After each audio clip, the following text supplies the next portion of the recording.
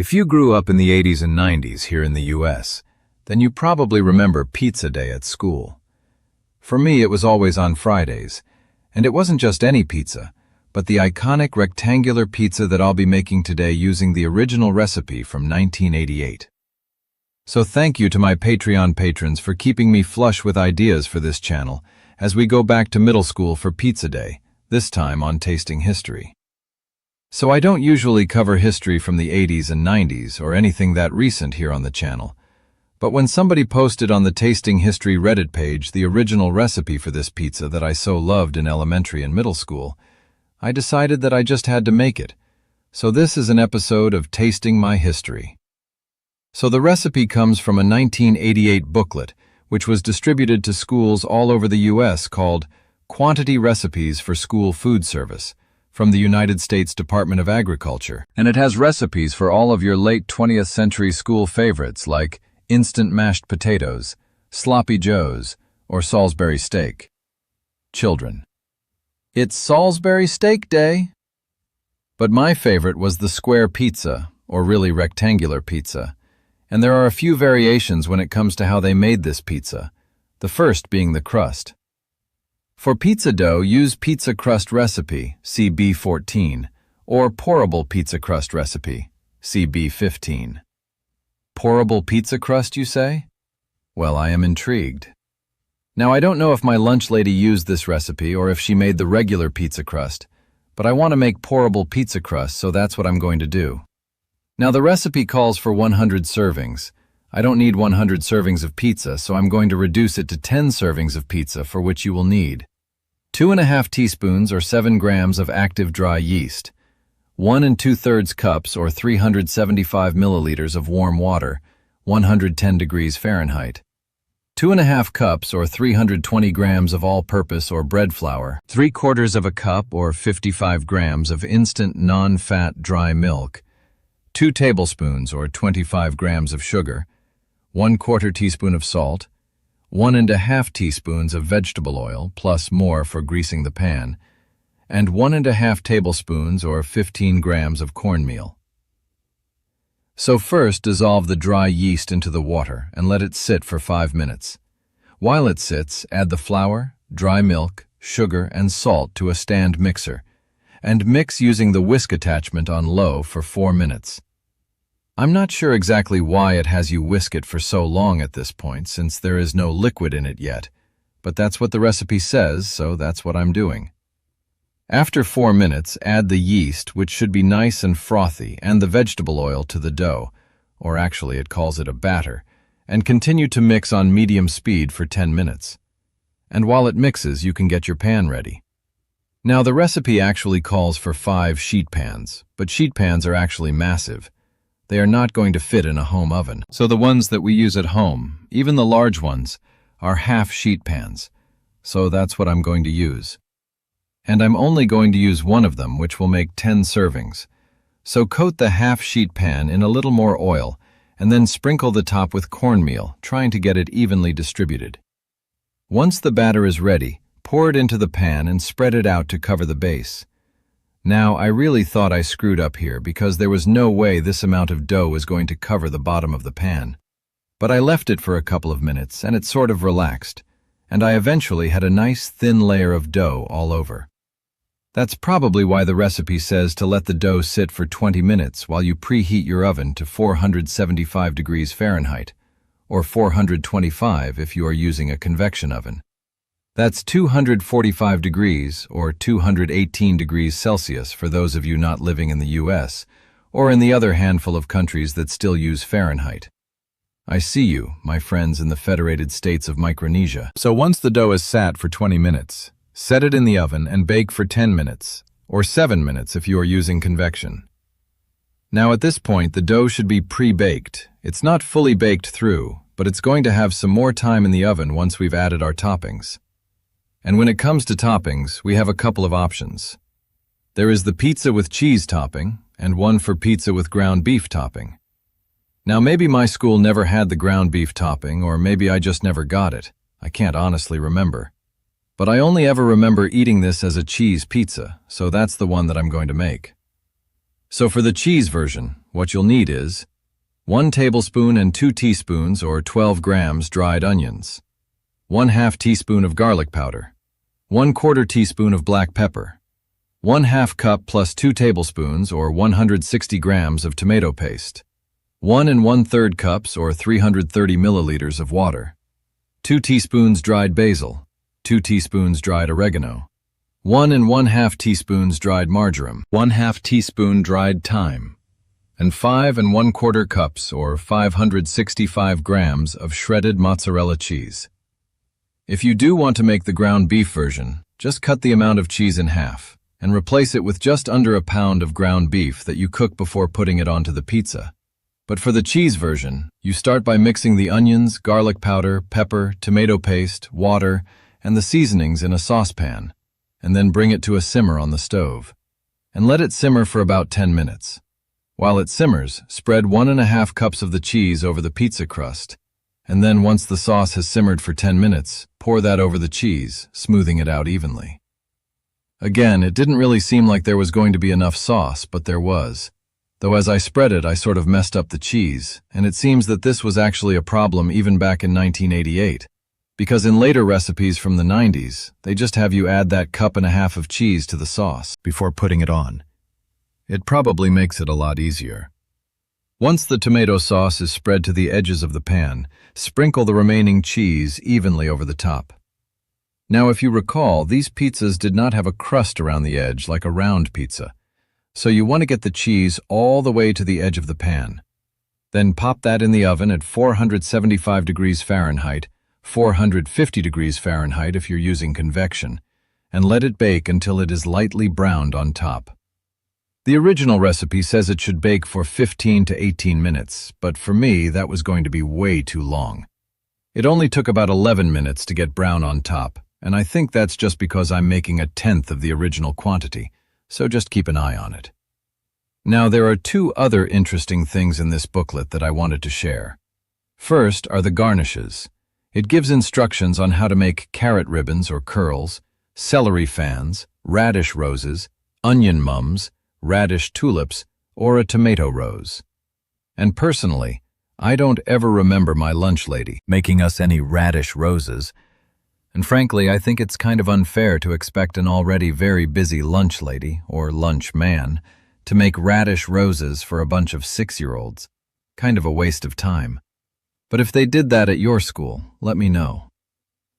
The other interesting bit is that after each recipe, it tells you how much each serving of the dish equals in servings of meat, vegetable, and bread. Like when it comes to our cheese pizza, not the meat pizza, but the cheese pizza, 1 piece provides the equivalent of 2 ounces of cooked lean meat, 1/4 cup of vegetable, and 2 servings of bread. And that's really what school lunch was all about.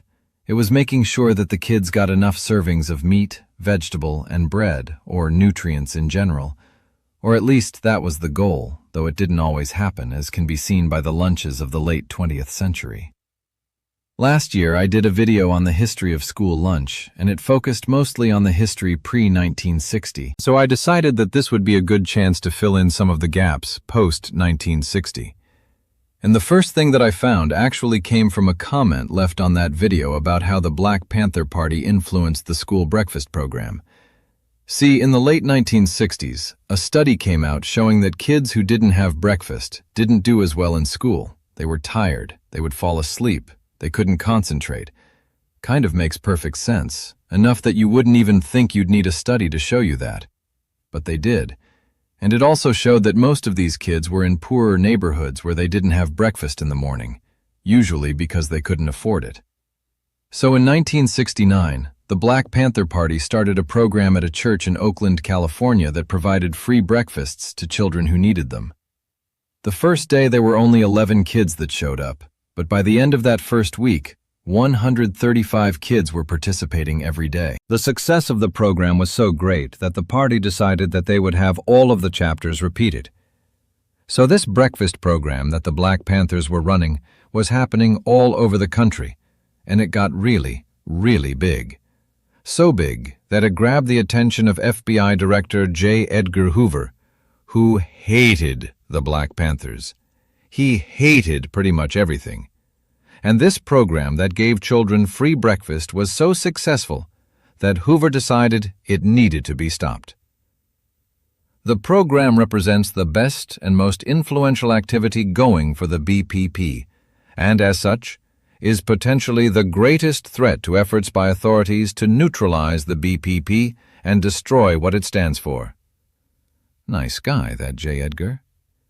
He began a campaign that spread rumors that the Black Panthers were poisoning the breakfasts, and that didn't work.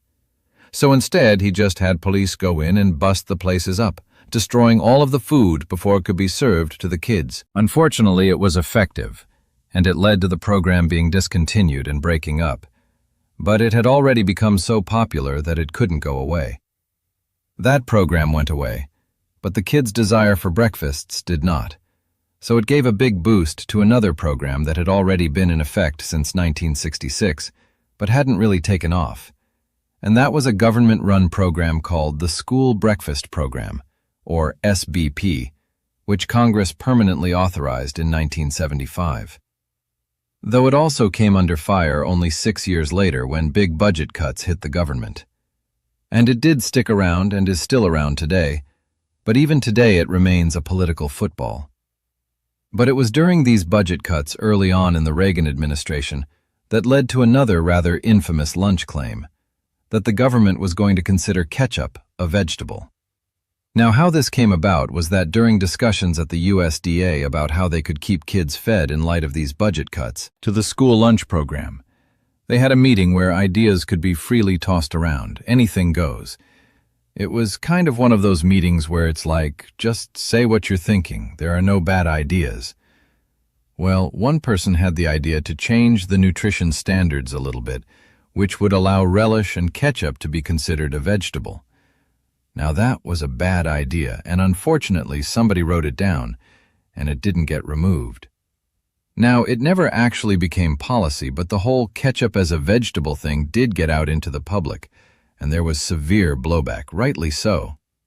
As one senator criticized, "This is one of the most ridiculous regulations I ever heard of, and I suppose I need not add that I do know something about ketchup and relish, or did at one time." And the reason he says that he knows something about ketchup and relish is that that senator was Henry J. Heinz III of the Heinz ketchup family. But officially, the government never actually considered ketchup to be a vegetable. That is not to say that there were not other dubious claims made to the school lunch program. Going back all the way to 1975, there was a pilot program started first in Las Vegas, and then that spread to New York, Milwaukee, and several other cities where schools began changing their lunch menus to more mimic the fast food that was becoming popular with the students. This led to menus with beef and cheese tacos, cheese pizzas, a meat and bean-filled burrito, a corn dog, fried chicken, and all-beef hamburgers. Hard-boiled eggs, cottage cheese, and a chef salad are also available. They also had a new alternative to milk, which the USDA signed off on as an approved alternative to milk, and it was called the Super Shake, which was essentially a milkshake, but they didn't use ice cream. But it did use emulsifiers and stabilizers that impart the creamy texture. The finished shakes are 96.75% fat-free, which would not be possible if they were made with ice cream. To meet the requirement of kids needing to have a vegetable on their plate, they gave the children two options, a salad or French fries. And, not shocking to anyone, the number of students choosing salad over fries has to be considered negligible. The thing is, these were actually the healthy meals. These were the meals that hit all the standards that would allow them to be reimbursed by the U.S. government. But there were other meals being offered that did not meet these standards, and so many students were seen taking lunches such as 2 cinnamon buns and a Coke, 4 sugar cookies and Sprite, 2 bags of French fries and a milkshake, or simply a glass of soda. And yet, even with these criticisms, the Las Vegas high school lunch was superior to most of the 135 sampled around the country several years ago. But neither the fast foodification of the 1970s nor the budget cuts of the 1980s would compare to what happened to school lunches in the 1990s when I was eating them. See, in the 1970s, they tried to mimic the fast food of the time, But in the 1990s, new regulations were put in place that let the fast food companies just come right on into the schools. There were branded products from McDonald's, Chick-fil-A, Pizza Hut, you name it, it was there. Now, not every school had this. My school never did. And at the time, we kids did not like that. But in hindsight, it was probably a good thing. But by the year 2000, 1 out of 5 schools in the U.S. had some of these branded products. Now, it does seem that the late 90s and early 2000s were kind of the worst period nutritionally for American school lunches, with about 35% of the calories coming from fat. But eventually, schools began to fight back. Even when I was in high school, there was a push to get rid of the vending machines, and they either got rid of them while I was there or just after. I can't really remember. Anyway, in the last couple of decades, there has been an effort to make school lunches here in the U.S. more nutritious, and in some places they certainly have. But it is still definitely a point of contention and political debate. But that is food of the present, and I am all about food history. So let us travel back in time to 1988, when a 5-year-old Max walked into Madison Heights Elementary to try his first slice of square pizza. So once your pizza has baked, take it out of the oven and cut it into slices. I had planned on doing 10 slices, but it turns out cutting that into 10 was going to be kind of wonky, so I cut them into 9. And here we are, school lunch from 1988. So it smells just like it did 30-some-odd years ago. Let's see if it tastes that way too. Memories from the corners of my mind. That's my best Barbra Streisand. Tastes just like it. You can tell all of those herbs are exactly the same as they were. I think maybe it tastes a little fresher than I remember, like the flavors are a little heightened. But that's them. This is the pizza. And that's the dough. That pourable dough, that must be what they were using at my school because that is the dough. I also love that today I would never think of drinking chocolate milk with pizza, but in middle school I always had chocolate milk with pizza. They were smaller cartons back then. I searched for a carton that was smaller. I couldn't find it. I was told by my sister, who recently stopped teaching elementary school, that her school still has the little cartons, and that I should just go to an elementary school and ask for a carton. But I thought that might be weird, so I got a big one. It's good. Still goes with pizza. I should have made all 100 slices. So if you are nostalgic for this pizza, might I suggest you make it? It's pretty cool to taste this flavor because I don't think they make it anymore. At least, not like this at schools. And kudos to all the lunch ladies and lunchmen out there, today and from my past. They do the good work. Oh, also something that my sister reminded me of about the chocolate milk. Does anyone else remember there was a period of like 1 or 2 years in many schools where they switched from the cartons to these bags of milk, either regular or chocolate milk? And it was like a clear bag. It was like a bladder of milk. It was kind of gross. You just stuck the straw in like a Capri Sun, but on its side. Does anyone remember that? Because I remember it. She remembers it, but none of our friends seem to. So we were thinking maybe we were crazy.